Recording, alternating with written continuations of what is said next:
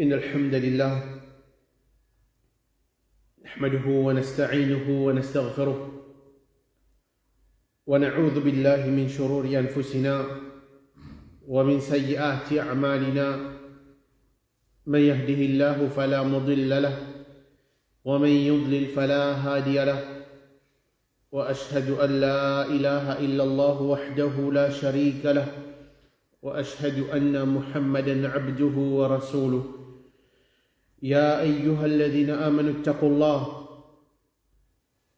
الله حق تقاته ولا تموتن إلا وأنتم مسلمون يا أيها الناس اتقوا ربكم الذي خلقكم من نفس واحدة وخلق منها زوجها وبث منهما رجالا كثيرا ونساء واتقوا الله الذي تساءلون به والأرحام إن الله كان عليكم رقيبا يا أيها الذين آمنوا اتقوا الله وقولوا قولا سديدا يصلح لكم أعمالكم ويغفر لكم ذنوبكم ومن يطع الله ورسوله فقد فاز فوزا عظيما أما بعد فإن أصدق الحديث كتاب الله وخير الهدي هدي محمد صلى الله عليه وسلم وشر الأمور محدثاتها وكل محدثة بدعة وكل بدعة ضلالة وكل ضلالة في النار. Assalamu alaikum wa rahmatullahi wa barakatuh. Nous remercions Allah subhanahu wa ta'ala pour la faveur qu'il fait faire à nous. C'est lui qui, par cette permission, il a coupé de nous l'occasion pour une explication du livre Riyad al-Salihin par Imam al-Nawawi rahimahullah. Ils ont dit, hadith numéro 77 qui est avec nous, un petit hadith. عن أبي هريرة رضي الله عنه عن النبي صلى الله عليه وسلم قال يدخل الجنة أقوام أفئدتهم مثل أفئدة الطير رواه البخاري. Rapporté par Abu Huraira radiallahu anhu, qui le prophète Muhammad sallallahu alayhi wa sallam vient dire pour une bandimoun qui pour rendre de Jannah je plékir pour comment l'ékir zoazou. Ce hadith-là est dans Muslim. Et narrateur de ce hadith-là, c'est Abu Huraira radiallahu anhu. Abu Huraira, c'est ce kunya. Et ben ulama fait une divergence concernant ce vrai nom. Et l'opinion prédominante concernant ce vrai nom, il appelle Abdurrahman ibn Sakhr al-Dawsi. Dans l'époque de Jahiliya, ce nom dit Abdu Shams, serviteur soleil, et ensuite, quand il finit d'accepter l'islam, le prophète Muhammad sallallahu alayhi wa sallam finit sans ce nom, parce que le prophète Muhammad sallallahu alayhi wa sallam s'habitiait sans ban vilain nom, ban kinaen, mauvaise signification, les fait sans ce nom, et le prophète dit sans ce nom, et il finit appelé par Abdurrahman. Et il finit prend naissance dans Yémen. Il finit accepter l'islam en l'année 7 Hijri, veut dire après 7 ans qui le prophète Muhammad sallallahu alayhi wa sallam fait Hijra, fait une à Medina, après 7 bonnes années, il a accepté l'islam à l'âge de 28 ans à travers un sahabi qui appelle At-Tufayr Amr al-Dawsi. Et dans cette année-là même, qui les fait faire Hijra, c'est dans Yémen, Abu Huraira radiallahu anhu, il fait Hijra, les fait venir à Medina pendant la guerre de Khaybar. Et Ibn Abdel Barr lui dit qu'Abu Huraira radiallahu anhu fait venir à Medina pendant sa guerre-là, il ne prend pas dans sa guerre-là ensemble avec Rasul Muhammad sallallahu alayhi wa sallam. Ensuite, après ça, il reste en compagnie du prophète Muhammad sallallahu alayhi wa sallam et il participe dans plusieurs années de la guerre jusqu'à qu'il le sahabi qui fait rapporte plus beaucoup de hadith depuis le prophète Muhammad sallallahu alayhi wa sallam. Et il est mentionné qu'il fait rapporte 5374 hadith depuis le prophète Muhammad sallallahu alayhi wa sallam. Ensuite, il y a une divergence parmi les ulama l'année qu'il fait mort. Il y a dit qu'il fait mort l'année 57 Hijri, il y a dit l'année 58 Hijri, il y a dit l'année 59 Hijri, et il fait mort à l'âge de 78 ans dans Medina même. Et c'est Al-Walid ibn Utba, qui dans cette époque-là, il était amir, il était chef dans Medina, qui fait faire ce salat janaza après salat al-Asr, et il fait être enterré dans Qabristan Baqi' qui trouve dans Medina même. Alors ça c'est narratif de ce hadith-là, Abu Huraira radiallahu anhu. Et dans ce hadith-là, le prophète Muhammad sallallahu alayhi wa sallam, il peut montrer nous une parmi les qualités qui qui pourront être Jannat pour une dans eux. Quand nous regardons le hadith du prophète Muhammad sallallahu alayhi wa sallam, nous pouvons trouver qu'il y a plusieurs bonnes actions que le prophète Muhammad sallallahu alayhi wa sallam il fait nous connaître. C'est lui qui met ça en pratique. Les pourront être Jannat. C'est bonne action. Mais ici, le prophète Muhammad sallallahu alayhi wa sallam fait cause concernant la qualité qu'il y a dans sa bande d'imoun là. C'est lui qui développe sa qualité là dans lui-même. Pour permettre Allah subhanahu wa ta'ala, les pauvres parmi les habitants de Jannah. Bien sûr, ensemble avec l'obéissance, ensemble avec ce tawhid, ensemble avec ce ban ibadat, ça dit là, les pourront dans l'islam, les pourront dans Jannah. Et hadith là, il dit, pour une ban qui pourront dans Jannah. Alors, normalement, quand nous t'en dit à Jannat, c'est ça même chose de tout le monde qui peut vivre dans cette terre là. Jusqu'à même un café aussi, comme ça, nous comptons dans le paradis. Mais nous, les musulmans, nous ici pareil, nous avons cette chose là qui nous comptons entre la Jannah et nous comptons pour venir parmi les habitants de Jannah. Parce qu'il nous connaît qui Allah subhanahu wa ta'ala fait une préparation à Jannah là dans une façon qui aucun lisier pas trouvé, dans une façon qui aucun oreilles pas entendu comment il était sa Jannah là, dans une façon qui aucun l'esprit pas déjà pensé comment il était sa Jannah là. Si par exemple, dis-moi comme ça tu connais un démon peut disposer pour donner toi la case, ou bien pour donner une villa. Mais essayez de penser dans ton esprit, comment tu peux arranger sa villa là? Comment tu peux faire du monde arranger sa villa là? Comment sa villa là peut être? Vous pouvez essayer de réfléchir, par exemple, sur la porte en l'eau, il y a une piscine là-dedans, il y a plusieurs bannes, mais l'étage, par devant, il y a gazon, il y a tel ban petite chose là, Molili dit pour de sa côté là, puis il y a tel petite chose de l'autre côté, moi je essayer de réfléchir. Et ça qui m'a fait penser là dans mon esprit, ça même plus meilleur quelque chose qui m'a capable de penser concernant sa vie là qui m'a bien envie d'y être là. Mais seulement Jannah, aucun l'esprit pas déjà pensé. Ça, c'est qui Allah subhanahu wa ta'ala fait réserver pour ce bon serviteur. Et c'est lui qui rentre dans Jannah, faveur qu'il est pour jouir dans Jannah. Il n'est pas pour couper les amis.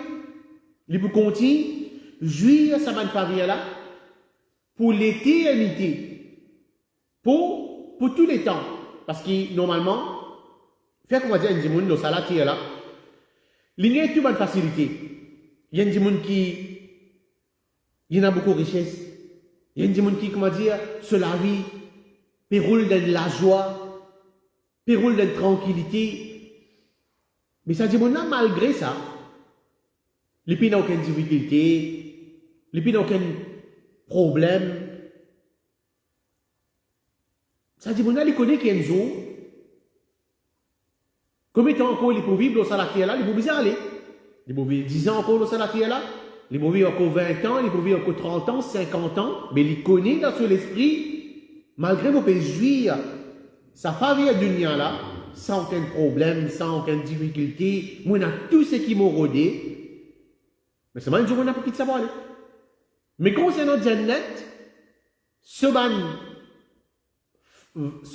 faveur qui peut être là-dedans, qui nous peut jouer là-dedans, nous ne sommes pas capables de compenser avec faveur Jannat qui s'est dit mon âme peut jouir. Pas capable de comparer ça. À ce que nous gagnons, ça va faveur de Jannat là, et c'est réfléchir qui, pour l'éternité, jamais pour moi, jamais pour un moment Allah pour coupe. Ça va faveur là. Au contraire, faveur au faveur. Moi, vous jouir, faveur au faveur Allah. N'importe qui chose, moi, j'ai envie de gagner, moi, j'ai envie d'acquérir. Pas besoin de demander permission, ça. Dans le dunya, moi, j'ai envie de quelque chose, moi, je demande permission. Mais quand Allah subhanahu wa ta'ala, juste moi pense il vient devant moi. Moi, envie, automatique, quelque chose là, vient. Pas besoin. Elle demande permission, parce que quand on demande permission, le dunya, on est capable de gagner, on est capable de pas gagner. Mais quand Allah subhanahu wa ta'ala paye la permission, ou libre pour faire ce qu'ils ont envie, paye l'amour pour une jeune ou encore, alors ça c'est faveur Jannat qui, on peut jouer pour l'éternité, c'est à cause de ça qui, chaque musulman, il souhaite pour qu'il rentre dans Allah subhanahu wa ta'ala ce Jannat. Comme Ibn Taymiyyah, rahimahullah, il dit, فَإِنَّ نَعِيمَ الْجَنَّةِ وَعَذَابَ النَّارِ دَائِمًا.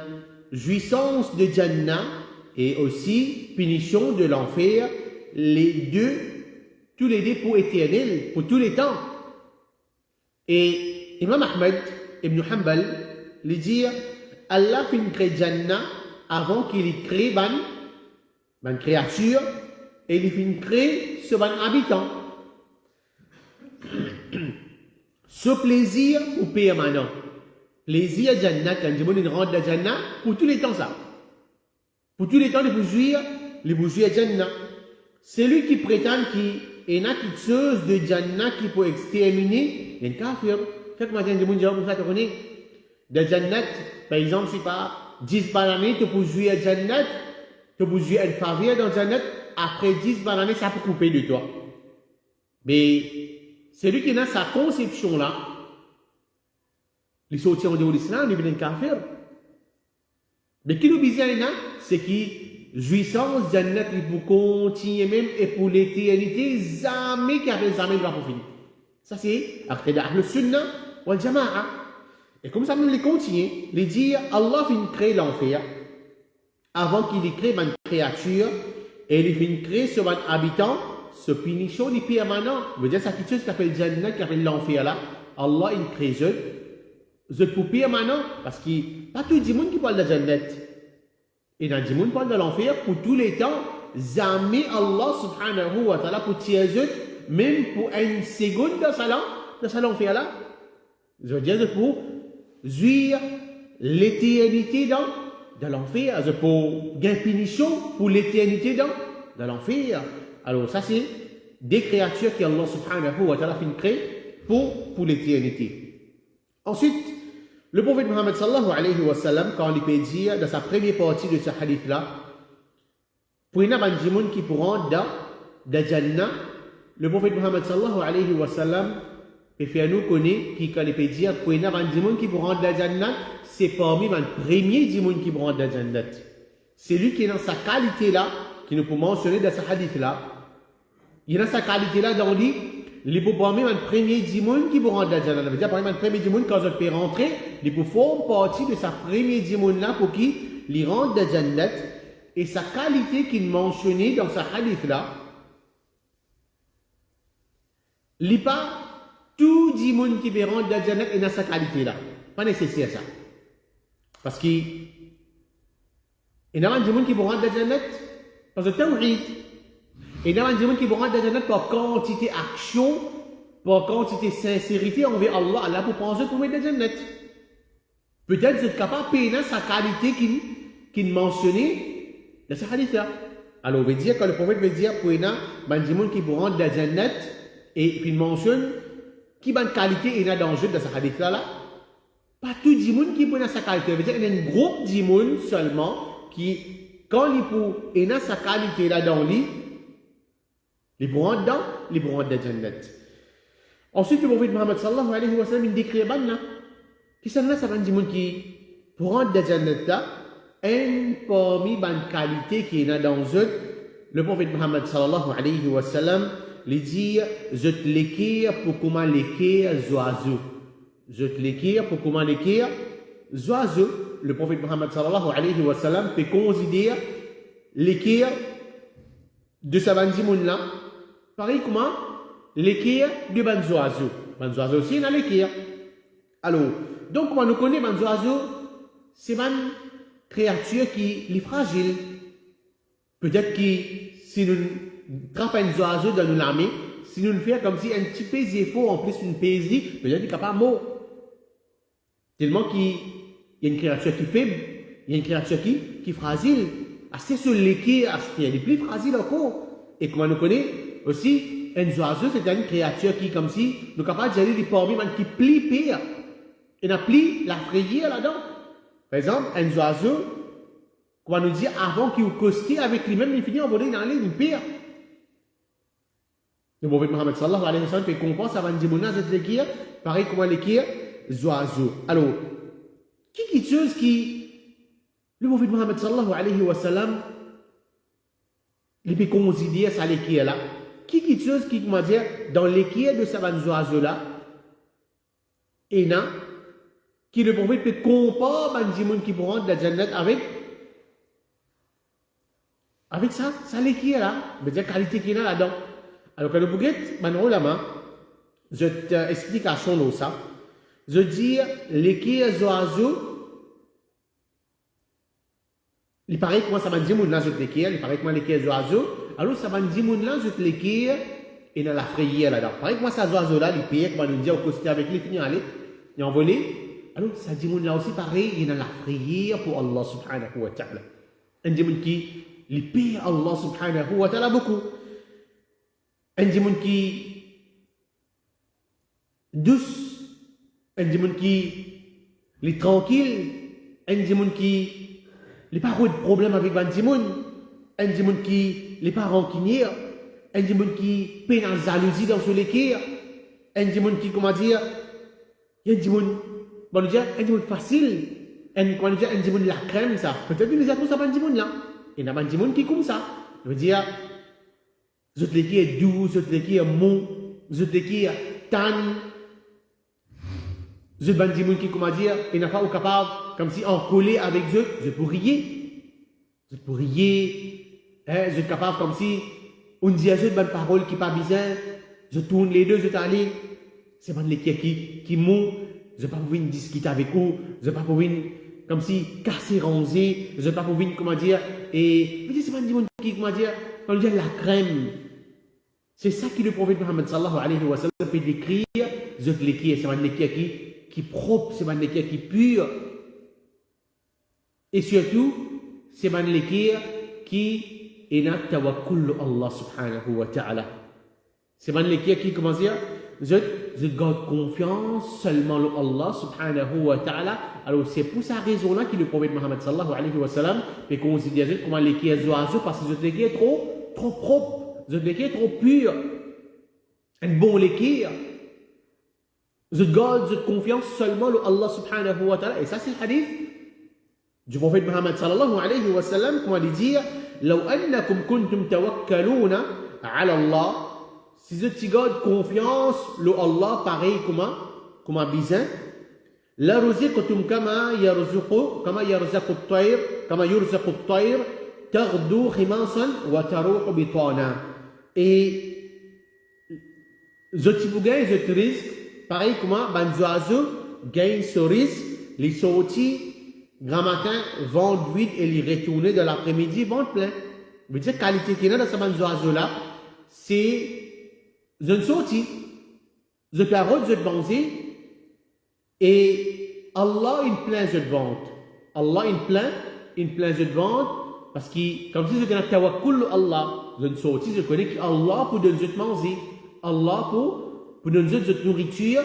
Alors, si man dit si garde confiance, pareil comment ça man oiseau là, pareil comment, je garde confiance, alors Allah qui peut faire je pareil comment ça man oiseau là, je peux sortir et je vais rendre de nourriture, je risque et quand je vais retourner, alors l'estomac il finit plein, Allah il plein, je vente. Alors ça hadith là trouve dans Tirmidhi et Inch'Allah ça hadith là dans des sessions encore pour venir peut-être sur cette explication. Et donc, ça montre nous que chacun parmi nous, nous avons besoin de développer sa bonne qualité là dans nous. Fais-nous l'équerre, venez l'équerre, par exemple, oiseau, une qualité qui nous fait mentionner, un équerre qui est propre, un équerre qui est pur, un équerre qui peut dans la jalousie là-dedans, un équerre qui peut pour faire un dimanche du tout, un équerre qui garde confiance sur Allah, un équerre qui veut dire qui mou. Donc, tout ça là, c'est quelque chose qui, chaque musulman, les besoin développe ça dans lui et afin qu'Allah subhanahu wa ta'ala les mette nous dans Jannat parce que le prophète Mohammed et plutôt Allah subhanahu wa ta'ala les dit dans surah 26 ayat 88 et 89 يوم لا ينفع مال ولا بنون إلا من أتى الله بقلب سليم et jour Qiyamah c'est un jour que ni l'argent et ni les enfants pour apporter qui te profitent. L'osadunia là, mon capable a beaucoup d'argent. Quand nous dire dans nos langages, c'est mon argent qui cause. On a beaucoup d'argent, c'est mon argent qui cause. Je veux dire, n'importe qui chose qui m'ont faire, l'argent bossé. Même une chose qui m'entoure, mon capable vient en raison avec mon argent, mon payer, mon braille bandimoun, mais seulement quand Allah subhanahu wa ta'ala, l'argent n'a pas pris aucune valeur. Il y a beaucoup d'enfants. Il y en a beaucoup de frères, il y en a beaucoup d'enfants. Alors, autre livre, il y a comment dire, mais moi, je suis tapis, moi. Moi, il y a beaucoup de membres dans ma famille. Moi, il y a beaucoup de gens qui sont solides dans ma famille. Moi, il y a sa quantité de garçons là. Moi, il y a sa quantité de frères là. Je veux dire, nous, nous, tapis, pas capable, montrez-nous les doigts. Mais c'est quand Allah subhanahu wa ta'ala, il peut dire, jour Qiyamah, jour que ni l'argent, qui quantité l'argent tu es capable de ni l'argent et ni les enfants qui sont là, il n'est pas pour capable apporter aucun dito, il n'est pas pour capable apporter aucun profit. Illa man atallah bi qalbin salim, excepté celui qui présente devant Allah. Si on a envie d'un succès auprès d'Allah, présente devant Allah avec un liquide qui est pur, avec un liquide qui est sain et sauf. Un liquide qui est propre, ça qui permet où de Jannat Allah subhanahu wa ta'ala. Le Cheikh Al-Uthaymin le dire يجب علينا أن نلاحظ دائما قلوبنا l'obligatoire nous pour qui tous les temps nous observe nous l'équerre nous guette nous l'équerre est-ce que nous l'équerre est correct observe nous l'équerre pose question à nous-mêmes concernant nous l'équerre وننظر هل هي مريضة أم صحيحة qui nous bougetait avec ça l'équerre là est-ce que ça l'équerre là les malades ou bien il est en bonne santé un l'équerre qui est malade un l'équerre qui a un doute là-dedans un l'équerre qui a une mauvaise qualité là-dedans un l'équerre qui et veut dire on fait du tout dans les autres dimons un l'équerre qui est malade et un l'équerre qui est malade pas pour rentrer dans Allah subhanahu wa ta'ala ce Jannah mais guettez est-ce que ça l'équerre là les sahiha les corrects qui est en bonne santé parce que c'est ça qui pour vraiment faire succès c'est ça qui permet de moi vers Jannat qui Allah subhanahu wa ta'ala qui est réservé pour ce bon serviteur. Donc ça c'est un hadith qui est avec nous aujourd'hui.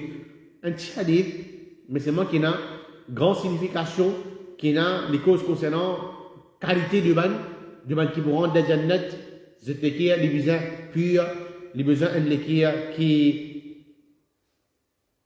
pardonne, un l'équerre qui, comment nous disons, nous finissons d'écrire ça l'équerre là, pareil comme l'équerre de ban oiseaux, qui Allah subhanahu wa ta'ala fait nous venir parmi sa ban dimoun là, qui Allah subhanahu wa ta'ala facilite nous pour nous purifier, nous l'équerre, qu'Allah subhanahu wa ta'ala fait nous vin parmi les gens qui, pour venir parmi les premiers qui pourront dans de Jannat Allah subhanahu wa ta'ala, par une bonne qualité qui nous est dans nous, qu'Allah subhanahu wa ta'ala pardonne nous, les péchés qui nous fait faire, qu'Allah subhanahu wa ta'ala fait nous enlever le jour du Qiyamah sans aucun péché, qu'Allah subhanahu wa ta'ala les mette nous de ce Jannah. Wallahu a'lam.